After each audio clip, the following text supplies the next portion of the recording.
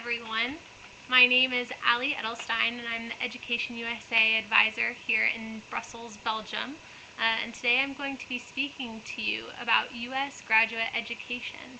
I see that you all are joining in from all over the world, and you're coming from a variety of different academic fields. So we'll try to keep the presentation pretty general, and then you can ask me your very specific questions at the end, and I'll try to guide you towards resources that will be able to help with your graduate search. I just went through the U.S. graduate admissions process myself. I'll be attending a graduate school in the U.S. this fall, so hopefully we can walk through this process together. So, I'm coming to you from the Education USA office in the Fulbright Commission in Brussels, Belgium. So, a Fulbright Commission really has two purposes, and I just wanted to kind of clarify that for you all today, because Fulbright Commissions are found in 50 different locations around the world. So, first, we're an education advising center, which means that we provide free information about U.S. higher education. So that can come in the form of exchange programs where you spend a semester in the United States at the bachelor's level or master's level. We provide advice on doctoral programs, postdoctoral positions, and we have a resource library in most Education USA offices that'll give you materials that'll help you prep for the exams that you may need to take for entrance to these schools. So the GRE, the Gmat, the TOEFL, the IELTS. These are all exams that we'll talk about later on in the presentation. We also offer outreach events, and we're available on our websites and phone and email. And this is true for almost all Education USA advising offices, so don't hesitate to reach out to us. If you're having trouble locating your local Education USA advising center, it's really simple. You just go to www.educationusa.info, and you'll click on for international students, and then it'll say find an advising center. You type in your location and you should be able to find one near you. But the other part of the office that I'm coming from is a Fulbright Commission, and so it's also my job to help administer Fulbright Grants, which are U.S. government-sponsored funds that are also aided by the funds of another foreign government, whichever country you're located in, to help you achieve your graduate studies in the United States. So we have scholarships for people in a variety of different fields, people in any academic field who are looking to do a graduate degree or a PhD, also for postdoctoral researchers and lecturers, as well as teaching assistants. So we'll go through all of this later on in my presentation, because I know that scholarships are what a lot of you all are interested in applying for. But first, it's really important that we ask ourselves, why would you want to go to graduate school in the United States? And the first answer is because of the wide array of options that are going to be available to you when you do. I would love for some of you all to type in the questions and comments box how many universities are available in your countries, because I know in Belgium, where I'm coming from, there are only around 15 to 20 universities that Belgian students can attend for their graduate studies. And so that's a really limited number of options. In the U.S., there are around 4,706 accredited institutions of higher education for you to choose from. And so we'll talk about some of the resources that'll help you narrow down that list of schools when you're searching for the one that's perfect for you. But that should excite you, not intimidate you, this list of options that's available to you. Also, the flexibility of the curriculum in the United States is a really big draw for many international students. Many countries train their students to choose one field of study and follow that path throughout their entire life. So you study law in your bachelor's degree and your master's degree, and then you practice law until you die.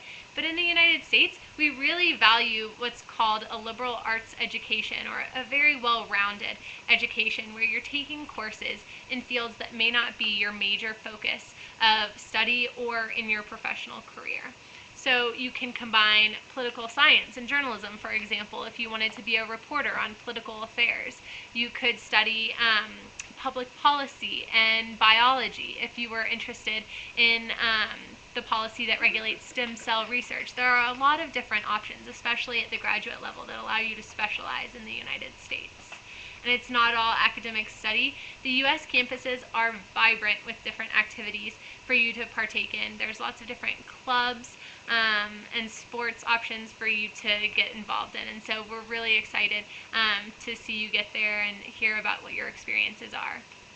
The last two items of why you should study in the U.S. are to internationalize your CV. So we all know that English is becoming the lingua franca of business in the world, and so it's really important when employers see that U.S. higher education experience on your degree, they'll recognize that you're proficient in English, that you're flexible, that you can adapt to different cultures, and that is really valuable in a lot of on a lot of CVs. And so you're really making an investment in your career when you're choosing to get a graduate degree in the United States. And finally, the opportunity to travel to the United States. So this is the land that I call home. It's quite large. I'm from Kentucky, which, let's see if I can get my pointer working, is over here on the East Coast. And it would take me about 3 days to make that pathway all the way over to California. So it's quite a large country, and we hope you'll get the opportunity to travel. This man has made it a lot easier for us to convince international students that the U.S. is a safe and comfortable place for them to travel and pursue their graduate studies. So I just want to review the different levels of study in the United States. In order to pursue a graduate education, you need to have a bachelor's degree from your home country. In the U.S., undergraduate education is a little bit different. It's 4 years long as opposed to 3 years in many of the countries that you may be coming from.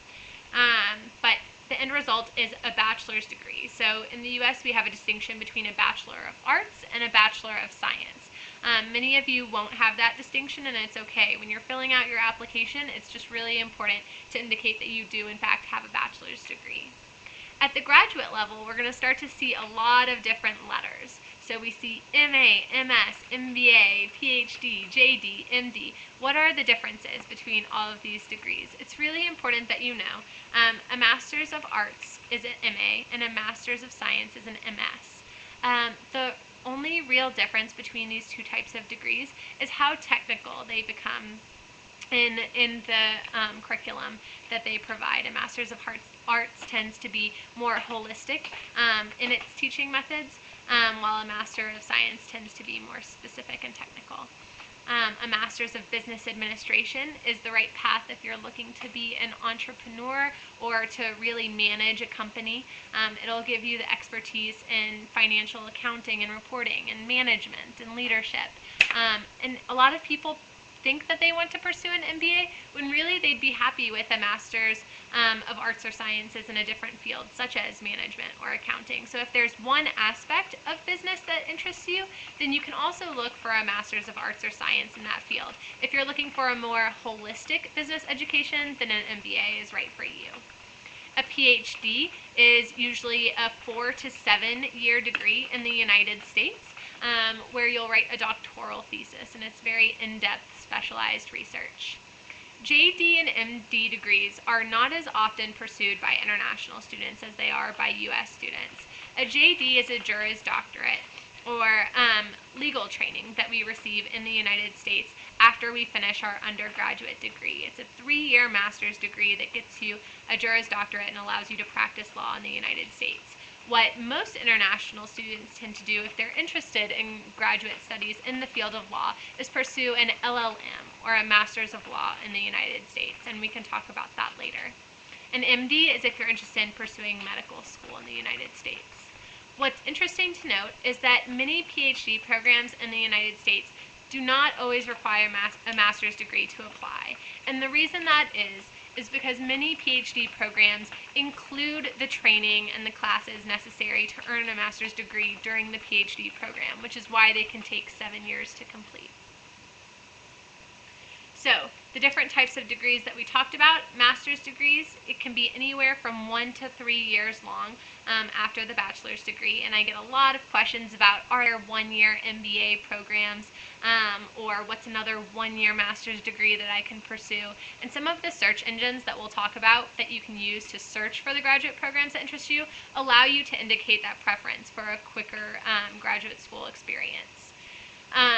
There are different specialized fields of study, and we'll also talk about how you can use those to search.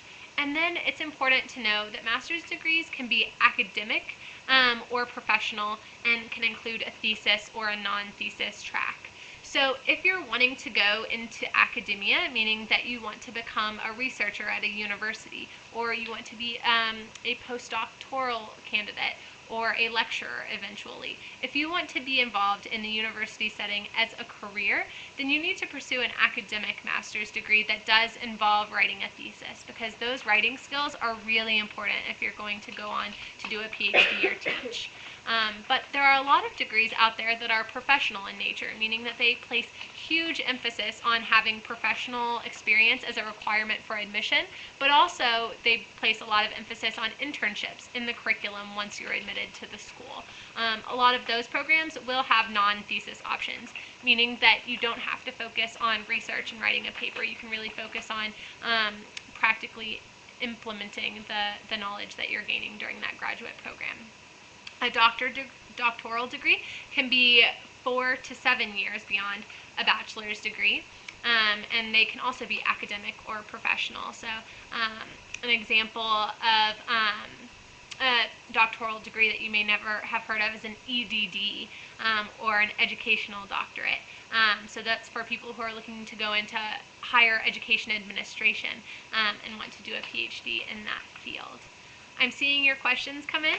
Don't worry, I will answer them towards the end. So give me just a minute to make my way through the presentation. So some differences that you can expect when you're starting the graduate school process to apply to the U.S. is that we have no ranking system or central government authority that collects all of this data about our schools. So there are ranking systems out there, such as U.S. News and World Report, that will try to tell you the best school for you to go to. However, I really want to emphasize that it's all about finding the right fit for you. So there are a lot of great named schools out there that some people have never heard of, but their programs are really strong, and the research that's being produced by their professors is really well known. So it's really important that you take the time to find the school that's the right fit for you. It is a long application process, and I don't want to hide that fact from you at the beginning, because applying to U.S. graduate schools, as we'll talk about in just a little bit, requires taking entrance exams such as the GRE or the Gmat, the TOEFL or the IELTS, and these tests are an investment because they do cost money. It also requires gathering letters of recommendation, writing personal statements. But it's all worth it, because once you get there, there are also great differences on the campus, such as the teaching and classroom style. I'm not sure what country all are coming from, but in Belgium, a lot of students are lectured to, meaning they go to class, they sit down in the classroom, and they listen to a lecture for an hour and a half. In the United States, that would be very rare to see at the graduate level. Professors are really expecting you to do the reading and the work before you come to class. They're expecting you to raise your hand in the classroom and have a discussion. They're expecting you to work with your peers. And so the teaching and classroom styles are really different. Also different are the on-campus life and opportunities that you have available to you. So for most people, it's going to take 12 to 18 months to apply and get admitted to a U.S. graduate school before you leave. During these year to year and a half, we advise that you pick 1 to 6 programs that interest you. This is not a set number. This is what we recommend. We tell people not to only apply to their top choice university, to also pick some backup schools, because it is such a long application process that it's really unfortunate if you go through the whole thing and then you're not admitted to your first choice school. So it's always a good idea to have some safety schools. Evaluate your motivation and objectives for applying, because this is really going to shine through when you're writing your personal statement. Determine all the requirements and write them down on an Excel sheet is what we usually recommend to our advisees. Register for the required tests if you need to take tests. I saw a question earlier in the questions section that asked me, do all U.S. graduate programs require the GRE for admission? And the answer is no, that there are some graduate programs out there that do not require the GRE or the Gmat, and that do have alternate ways to verify your English proficiency besides the TOEFL or the IELTS. So it's really important that you check with the programs that you're applying to see what their admissions requirements are. And finally, note all the deadlines on a calendar, because unfortunately they're different for every school, so sometimes it can be a little bit different or hard to keep track of. So, how do we choose from these 4,706 accredited institutions of higher education in the United States? Well, these are some key points to keep in mind. First and foremost, we want to make sure that the school is accredited. Accreditation means that the school has been evaluated by an outside entity and its curriculum has been verified as being strong, relevant, and transferable to other universities. So if you begin your master's program and decide that you don't like the courses that you're taking or you want to switch to another university, it's easier to transfer academic credits from one university to another if the university you're attending is accredited. Accreditation can also be important when you're seeking a job and you're a mobile individual. And so accreditation is important for people like accountants who are seeking a certified public accountant's licensure and items like that. It's also important to take into consideration the size of the university that you'll be attending, because graduate programs in the U.S. can vary from very small, a couple hundred people, to thousands and thousands of people. So it's really important that you really do your research to know what the size is like. And the location, because as an international student, many of you all will not be coming to the U.S. with a car. And so there are a lot of cities in the United States that don't have the public transportation that's available to you in some of your countries. But also it's important to take into consideration the climate of the U.S. city that interests you and its location. Will you have easy access to other U.S. cities? These are all things to take into consideration when you're choosing a graduate program, because especially at the graduate level, many of you all will be traveling quite frequently to go present your research at conferences. It's important to take into account the programs offered if they match your academic interests, but also take into account the other academic programs that are offered outside of your own interests. And what I mean by that is a lot of graduate schools will allow their graduate students in a variety of different fields to work with their students from their MBA or Masters of Business Administration degree programs to collaborate on business projects in different fields of study. And that kind of cross-disciplinary collaboration can be a really large benefit when you're attending graduate school in the U.S. So I really encourage you to check out whether the school that you're attending not only has your interested field of study, but also other fields of study like an MBA degree. You're going to take into account the opportunities that are available for publishing your work, for attending conferences, to network with alumni. These are all things that the graduate programs that interest you can give you more information on when you're applying. And finally, it's important to take into consideration the costs. So when we're looking at accreditation, there's an easy website that you can go to that's listed on your screen right now. It's www.chea.org/search. CHEA is an accreditation agency where you can type in the name of the school and it will tell you whether or not the school has been accredited.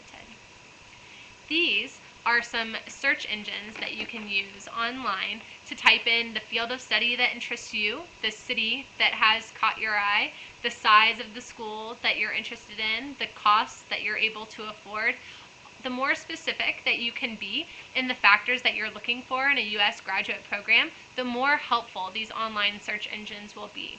Petersons.com is the most frequently referred to one that we help our advisees with, but also gradschools.com, princetonreview.com, topmba.com is really helpful for those of you interested in MBA programs in the U.S. And of course, phds.org is really great for those of you looking for doctoral programs or even postgraduate positions in the United States. And while these search engines can be helpful, I really want to emphasize to you that you really should take time to do in-person research. And what I mean by that is searching academic publications within your field of study to see what U.S. graduate programs the authors are coming from. You should be networking at conferences and through your professors, asking them, do they know of any of their U.S. colleagues who would be interested in accepting a graduate school student in that field. It's really important because having a supportive professor at the graduate program that you apply to in the U.S. can be invaluable for conducting research, but also getting that research published and getting funding for the research. Finally, I encourage you to check out the websites of professional organizations in your field. So for example, if I have anyone in here interested in international affairs, there's an association of professional schools in international affairs, or apsia.org, that you can refer to. So those websites tend to be really helpful. And before we get into the application process, educationusa.info is a really helpful site. If you go to your 5 steps to U.S. study and choose what you're interested in, whether it be graduate degrees, English language programs, or short-term programs, will help walk you through the steps of applying and make sure that you're staying on task. So, when you're applying to U.S. graduate schools, the first step is understanding your admissions requirements. Are there certain scores that you need to achieve on tests? What documents do you have to have in order to be able to apply?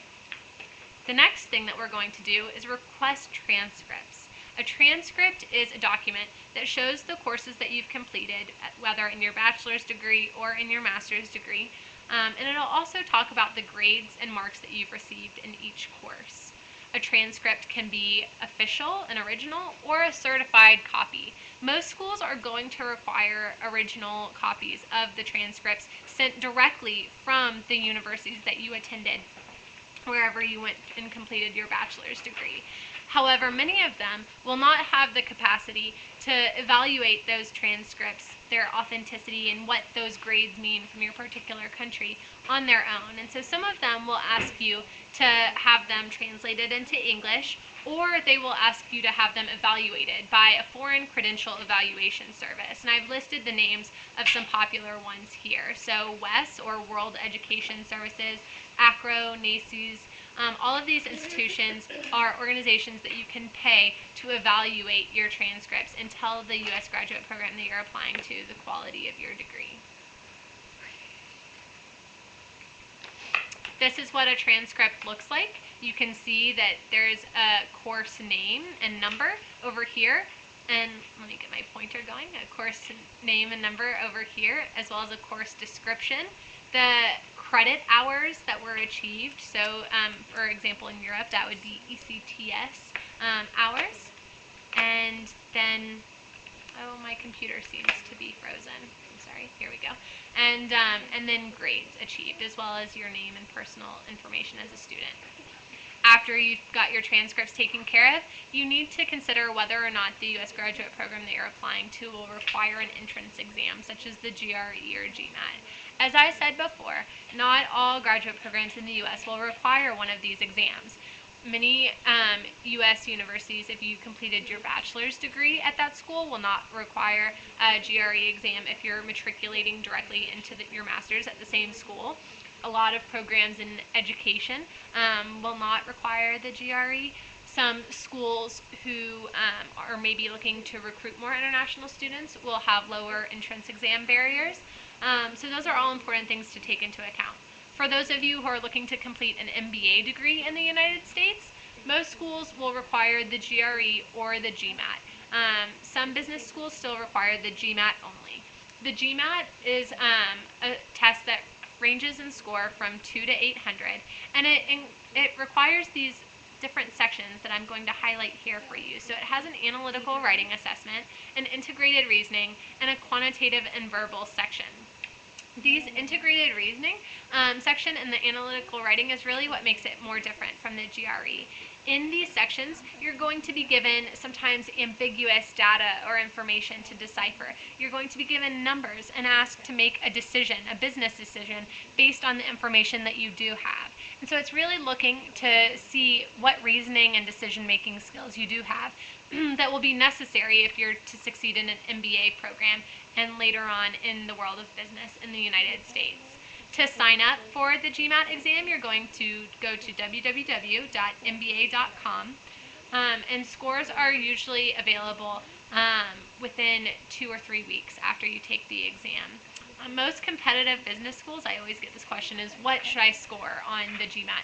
A lot of business schools will tell you the range of scores that they're looking for, or they'll at least provide an average of what the alumni in their program have achieved.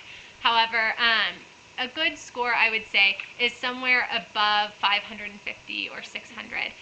You need to achieve that level to get into a good MBA program in the United States. For the GRE, many graduate schools in the United States do require the GRE exam for entrance, except for LLM degree programs. Those do not.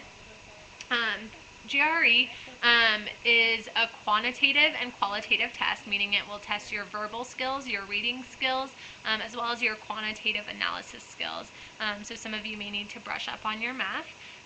It's scored from 130 to 170. 160, I would say, is a very competitive score. And these scores are usually available also within 2 weeks after you take the exam, and they're good for 5 years.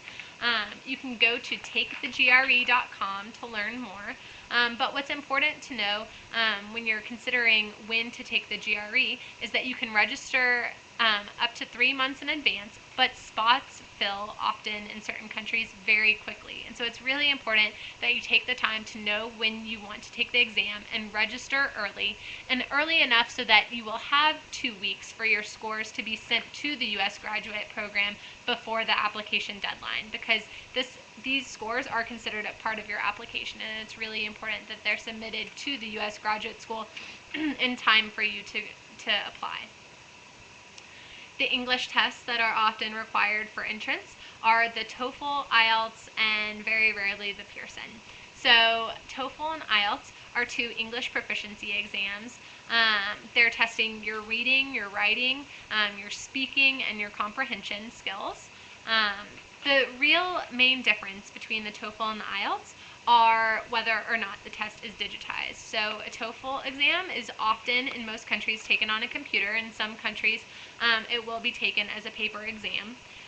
But for the speaking section, you're speaking to a computer or an automated service. So a question will be posted on the screen. Tell us about your study methods and why you think that's right for you. And so you have 30 seconds to formulate your thoughts and relay them in a concise answer, all in English. So you can say, my preferred study method is in groups. I really enjoy hearing the opinions of other people while I study. It helps me to bring new perspectives to the material that I'm learning, but also to remember the basic core concepts. And that would be an example of a TOEFL answer. For an IELTS, it's always a paper-based exam, and you're always going to be speaking with a human being during the speaking section. This makes some people very comfortable. They really like seeing the face and conversing with the person. For others, it can make them really uncomfortable speaking to a human. So it's really important. The websites are here for you to go and register for these exams. A lot of people will ask me on the note of English proficiency exams whether or not these can be waived. And it is really important to have that discussion with the graduate programs that you're applying to. If you already completed a full bachelor's or master's degree in English, oftentimes this requirement can be waived for you as an international student. Some schools are willing to interview you in place of an English proficiency exam. So there are different options available to you out there. The next thing that you're going to have to consider is asking for recommendation letters. So you can ask your professors or supervisors from professional settings such as internships or jobs, and you should choose someone who knows you well inside and outside of the classroom. So it's really important. People ask me all of the time, I know someone who's very high level, who's considered an expert in my field. Should I have them write my recommendation letter? And my answer is, don't have them write your recommendation letter unless they're very familiar with your work and can really provide details about your work style and what they think of it. So in the recommendation letter, you're going to ask your references to include the length and capacity of your relationship with them. So how long have they known you? Have they been a teacher for you in 5 classes or just 2? Did they have involvement with you in an extracurricular club outside of the classroom? Where maybe you demonstrated your academic interests and translated those into the community. They're going to provide quality and examples of your academic and professional work and provide a comparison to others when possible. This is really important because a lot of recommendation letters, if the reference isn't invested in your application process, will just say, so-and-so is a great student. She always shows up to class on time, and she raises her hand quite frequently and provides insightful conversation in the classroom. I highly recommend her for Harvard University.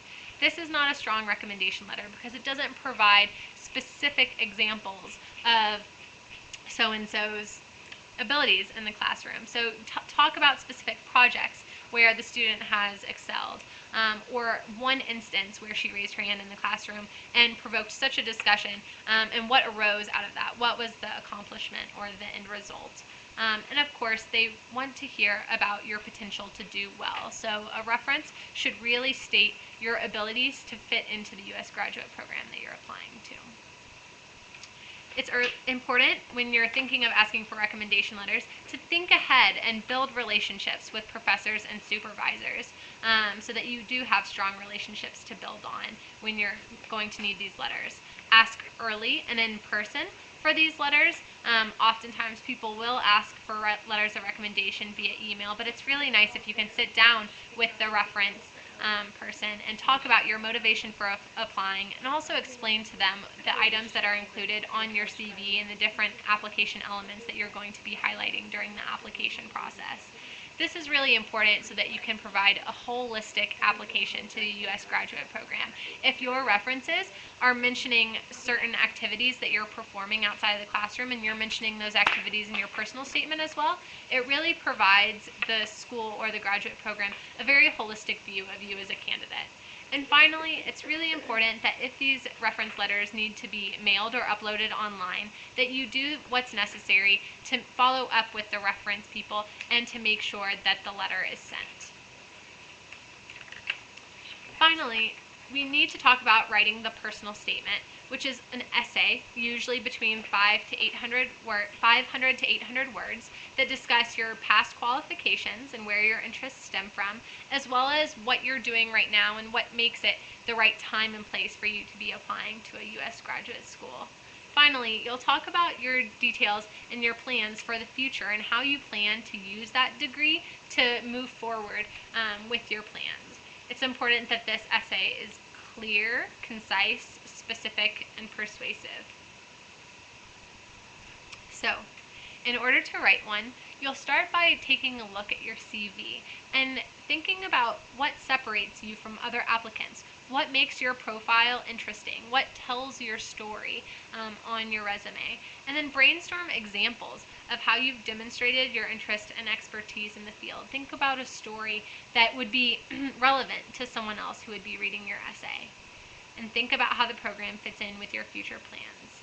Research the program's websites, and then allow ample time to draft an essay that combines all of this information together, and allow for people to read it, because often we get so involved in writing these essays ourselves that we often tend to miss small grammar mistakes that we've included, or we don't think about the different perspective that we haven't addressed or included in our essays. And so it's really important that you write multiple drafts and have them edited by your friends or professors or colleagues. So I've included an example answer here of what a personal statement could look like. So in Belgium, we all know that Belgian beer is quite popular. So a common introduction could be, when I was 17 years old, my father took me to a Belgian brewery for the first time. Since then, I've been conducting my own brewing experiments and selling products to local shops. So it tells where my interest in my potential U.S. graduate program is stemming from. I found my interest when I was doing this activity. It's a story, it involves my father, and I'm sharing a bit of my personal life with the selection committee. Later on in the essay, I'm going to go on to explain that I have the passion for the brewing that I've been doing, but I want to understand the mechanics, the science aspects of the brewing a little bit more, and learn how to scale the demand for my product. So I'm telling what I already know, where my passion stems from, but why I would really benefit in the here and now from getting extra information about what I'm wanting to learn. XYZ School dual MS MBA program will enable me to achieve this, and as a result, I'll be able to spread my good beer throughout Belgium and introduce others to the joy of locally made beer that my father introduced me to as well. So let's talk about some of the things I did well in that essay. I did keep in mind the purpose of the statement, which is I'm applying to a graduate program, a dual MS MBA program, that I want more technical knowledge from about scaling demand for a very technical scientific product.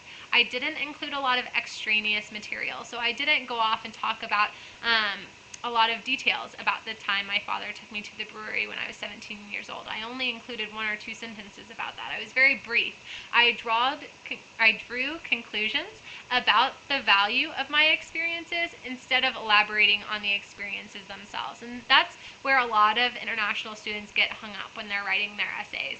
They will talk a lot about experiences that influence them, but they won't really talk about why they influence them. They'll just recount the story. And so it's really important that you draw conclusions and not focus on the details. You should tell a story and find an angle. For that example essay, the angle was how my father inspired my passion. I mentioned him in my introduction. I also mentioned him in my conclusion. And it's really important that you concentrate on your opening paragraph, but also follow up with that story when you conclude. Use clear examples whenever possible, and don't forget to brag. Some things you shouldn't do are mention your grades or test scores, or repeat information that the selection committee can find elsewhere in your application. Usually, graduate selection committees are reading a lot of applications for a very limited number of positions to the school. And so it's really important that you're concise and clear in your application. That you use the essay to really talk about what can't be seen in other parts of the application. Don't be too casual or use contractions, and focus on your reaction to challenges, not the challenges themselves. Try to avoid controversial issues if you can, such as politics or religion, and don't be repetitive or contradictory, or tell the reader what is important in your field. So a lot of essays that I'll read for graduate admissions will talk about what the person wants to study is important.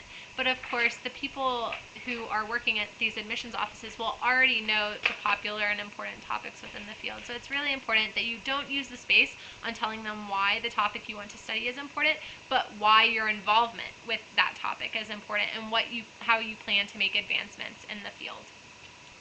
So this is an exercise that we usually share with our advisees. I'm not going to go over it, but these are just a few tips that you can share with someone when you're asking them to help review the drafts of your personal statement. So you've chosen 1 to 6 universities or graduate programs, and you've prepared the applications for each one. We've now determined what tests are needed, and we've registered for them. And now comes the really important part. We're going to look for financial support. And the reality is that most international students' primary source of funding for graduate school in the United States is coming from their personal or family funds. That's 50% of people who use personal funds as their primary source of funding. And so the reality is that U.S. graduate education is a personal investment that you're making, and it will often require some level of finances on your own part. However, there is a large other portion. You can see from this pie chart, 42% used money directly from the U.S. graduate programs that they were applying to in order to finance the experience. And that money can come in the form of fellowships or scholarships. The very rare few are able to use scholarships such as Fulbright or other sources of funding from their foreign government or university that will allow them to pursue their graduate studies in the States.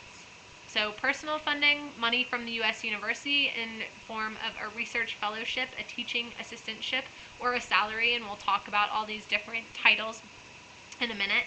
You can also get a loan to finance your U.S. graduate education. Often, if you're going and asking for a loan from a U.S. bank, they will require a U.S. cosigner. A cosigner is someone who signs their name on the loan contract and agrees to pay back the loan if you default on any of the payments. And then, of course, there are scholarships from other organizations such as Fulbright and Rotary.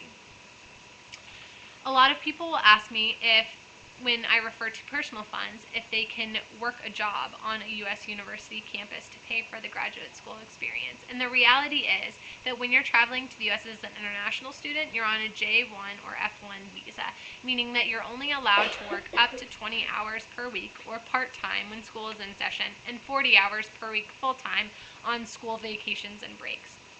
It depends on the wage that you're making, but usually this only averages out to a couple $1,000s per year, which is not enough to fund a U.S. graduate experience.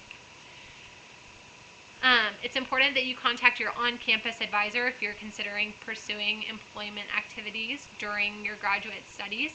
And it's also important to ask your campus's career services office about any internship opportunities that they may have, as that is also available to you when you study in the United States. And it's a very exciting part of the U.S. experience, is performing an internship often during your graduate schools. Excuse me. So, as forms of financial aid are assistantships and fellowships. They're very similar, meaning that the money is often coming from the school for an assistantship in exchange for work that you are performing. So it can be for researching, for teaching, or for performing administrative work. It often covers tuition and a small stipend, but it's really important that you ask the U.S. graduate programs that you're applying to about teaching or research assistantships early on, as usually departments have a very limited budget to offer students these types of opportunities. Fellowships are money that you receive in exchange for no work. Often it's based on your merit. Sometimes they will come with contractual obligations, such as working for a specific company after you graduate from school, but they're often merit-based, sometimes need-based, and they come from governments, institutions, as well as schools. They often offer programming opportunities as well. So this is the reality of aid that's available by field, and I'm not going to go over it in detail, but this is just to show you that most of the funding for U.S. graduate programs lie in the STEM fields, so science, technology, engineering, or math. Funding becomes harder to find when you move into the humanities and social sciences, but it is possible, and it becomes even harder to find when you go into professional fields such as businesses or law. These are some examples of foundations that you can look into if you're a science student and are interested in learning more about fellowships available to you in the sciences. And these are some fellowships that you can look into if you're interested in studying humanities at the U.S. graduate level. As I said before, loans are a common form of aid for American students. And while some private banks and financial institutions offer loans to international students as well, you'll also need to often get a cosigner and pay higher rates.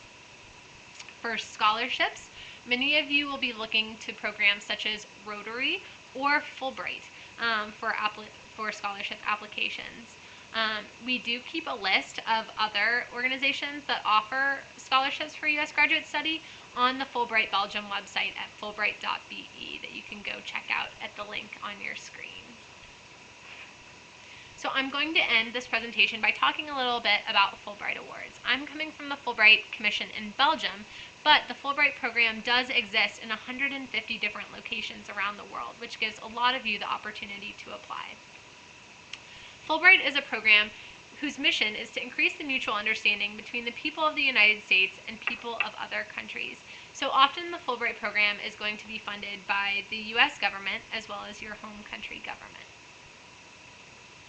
It's available to students, to scholars, to researchers, to people in a variety of fields.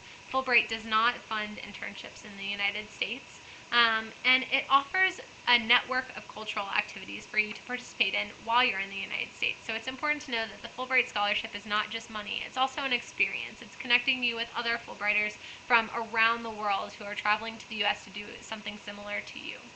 And of course, we do offer funding and J1 visa sponsorship. We're looking for candidates that always have ambassadorial qualities, meaning that you're able to interact easily with people from different cultures, to explain your own home culture, and to explain your topic or field of study in very simplistic terms to someone who may not be familiar with it. You can't have had a J1 visa in the student or scholar categories within the past 2 years to apply, and you must return to your home country for 2 years after completing your U.S. graduate studies when you receive this award. The purpose for that requirement is that we want you to take back the newfound knowledge that you've gained in the United States and make a difference in your home country to increase that mutual understanding that we were talking about earlier. The Fulbright program also has a foreign language teaching assistantship program where you can teach your native language at a U.S. university where you're placed. So you're not applying to the U.S. university yourself, you're applying to be a language teaching assistant at a university where the program places you. You also often have the opportunity to take courses that interest you, which is really great if you don't know what field of study you want to commit to for your graduate studies. The FLTA program often covers tuition, housing, meals, and a stipend, and you must take the TOEFL to apply. The Fulbright Schumann program is another award that's administered by our office here in Belgium. It's for graduate students, doctoral students, or lecturers who are citizens of EU member states and whose projects relate to EU policy, EU institutions, or transatlantic relations.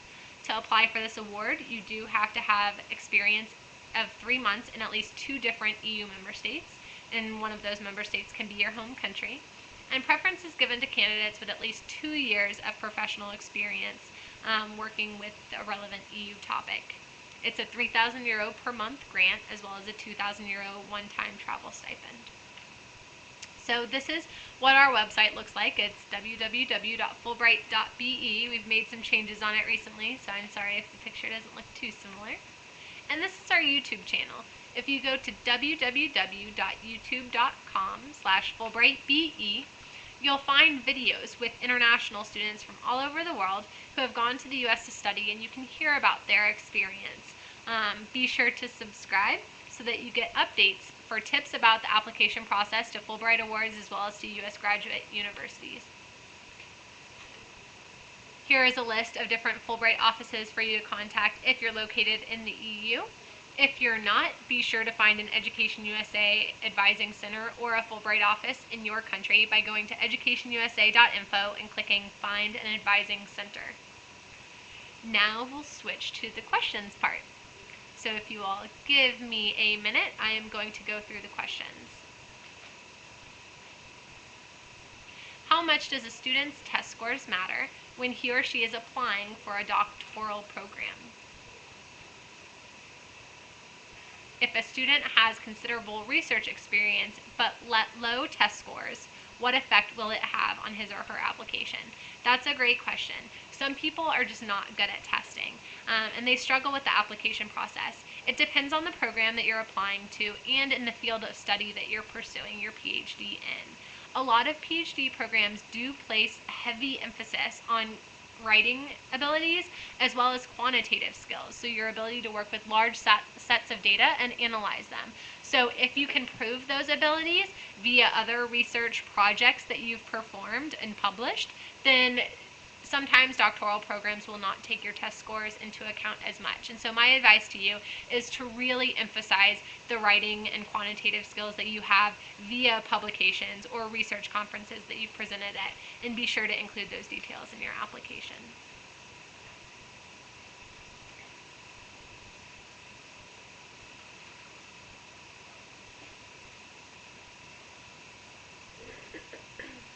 So I had a question about passing the TOEFL or the GRE in your local country.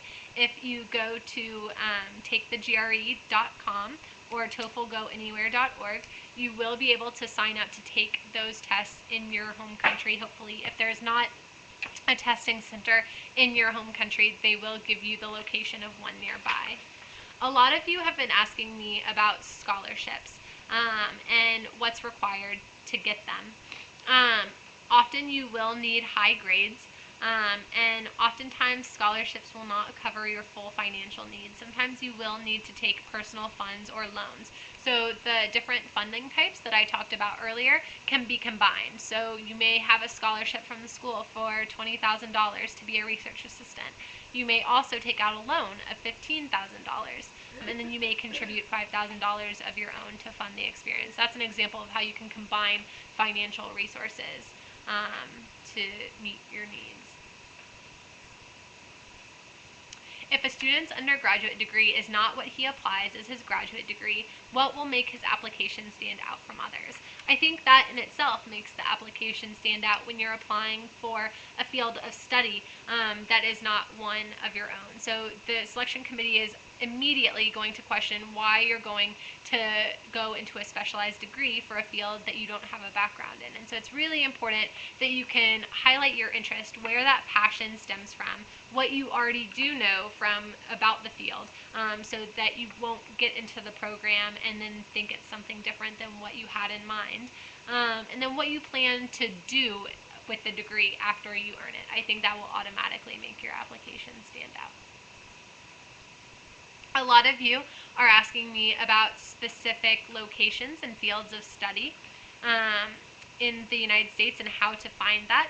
I encourage you to go to petersons.com, so petersons.com, as we found earlier in the presentation, and place those university names or fields of study in the search fields, and hopefully you'll come up with results.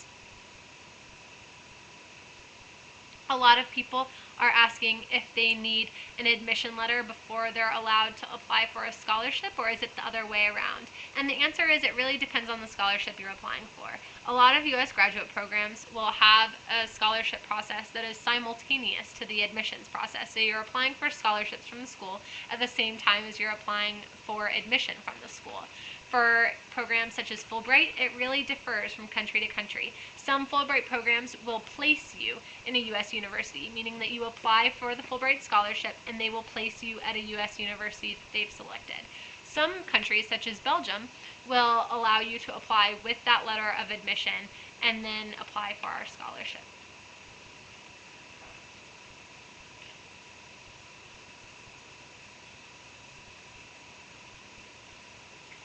If I'm a student from a European country, do I have to send all of my report cards from high school or just the levels, A-levels, and SAT?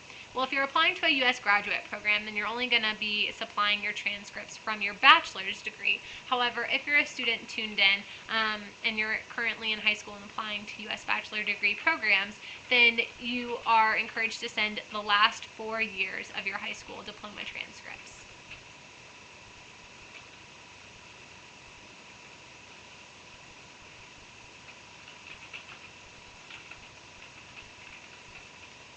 I've seen some questions about cover letters. As part of the application process, most applications will not require a cover letter because the personal statement serves as the cover letter. Some people are asking about the visa application process to study in the United States, and that will come after we've gone through this long and arduous application process to the U.S. graduate schools. So once you're admitted, you will either be traveling to the U.S. on an F1 or a J1 visa. If you're traveling directly with the school's visa sponsorship, then they are going to send you what's called an I-20 form. An I-20 form allows you to apply for an F1 student visa at your local U.S. embassy. If you're receiving a scholarship from an organization such as Fulbright, for example, then you may be traveling to the U.S. on a J1 visitor exchange program. In that case, they'll be sending you a DS 2019. These are all very technical terms that you can learn about on your local U.S. Embassy's website when you're applying for the visa.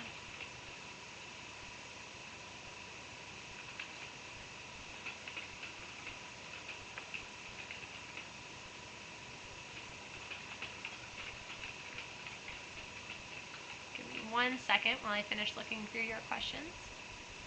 For how long can a graduate student stay in the U.S. after the completion of the studies without having a job and with having a job? That's a really great question. When you travel to the U.S. on an F1 or J1 visa, you have the ability to complete what's called academic training or optional practical training. This allows you to remain in the United States for a year to a year and a half, oftentimes, to complete internships or other professional experience. If you do get offered a job, it will be the company's responsibility to sponsor your new visa to allow you to remain in the United States. And these are all questions that a designated school official can help you with. So when you're admitted to a U.S. graduate school, there will be a designated school official to help you with all of your international student questions.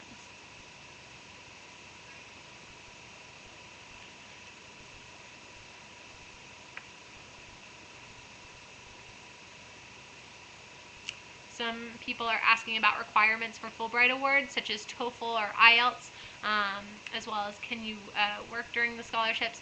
Questions about Fulbright scholarships should be directed to the Fulbright office in your local country of citizenship or residency. Fulbright Awards are administered by country of citizenship, and so it's really important that you contact your local office to see what their respective requirements are.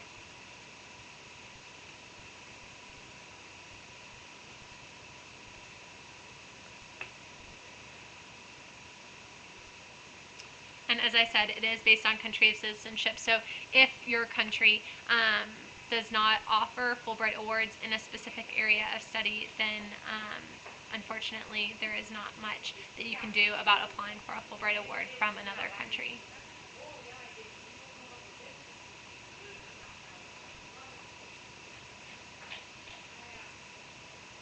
Some people have asked me about obtaining in-state tuition in order to reduce costs of the graduate program, and sometimes that is possible after you have been living in a U.S. state for at least 6 months. That is something that you should talk to the school's administration about once you arrive, but usually in some states they will require you to have proof of living in that state for at least 6 months to 1 year before they're willing to consider offering you in-state tuition.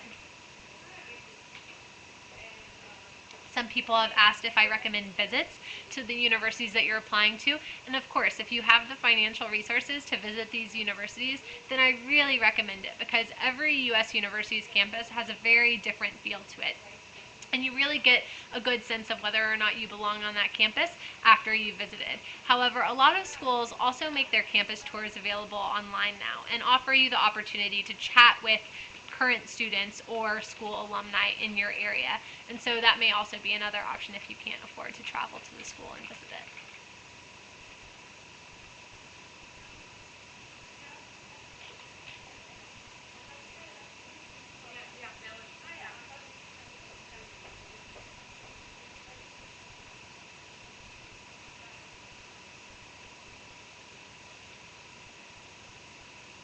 Some people are asking how you can re-listen to the presentation or get the materials from it later. This presentation will be available on demand all day for the rest of the day via College Week Live's website.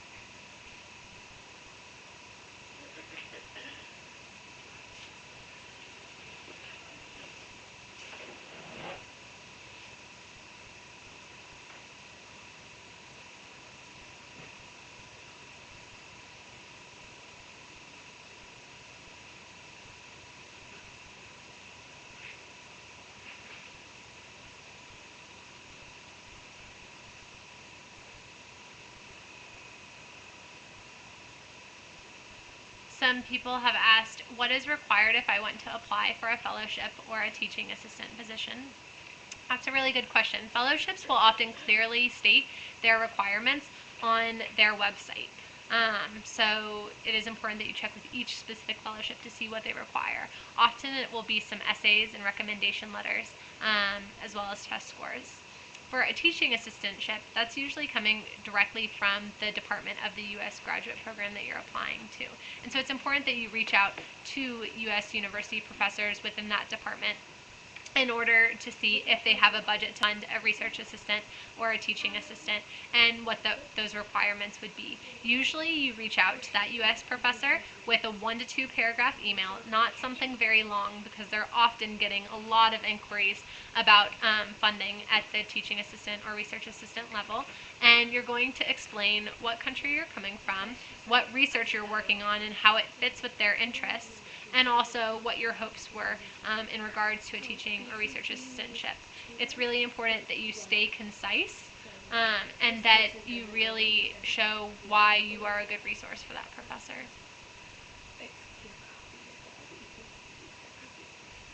You can find sample personal statements on the Education USA website, which will also direct you to other websites that have examples of sample personal statements.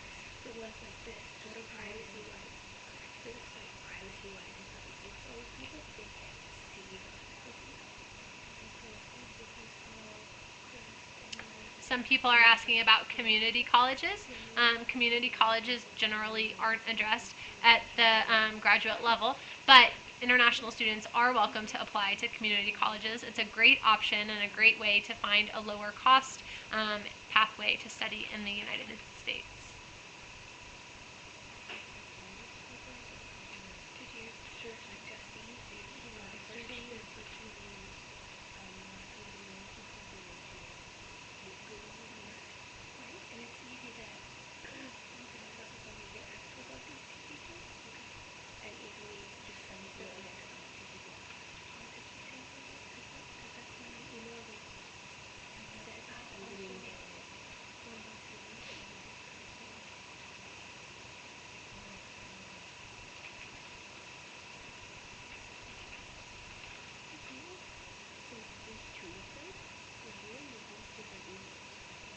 So to find out if Fulbright is supported in your country of citizenship, you can go to eca.state.gov. The Bureau of Educational and Cultural Affairs is the department of the U.S. Department of State that controls the Fulbright program worldwide, and there you'll find a listing of all the different Fulbright programs around the world.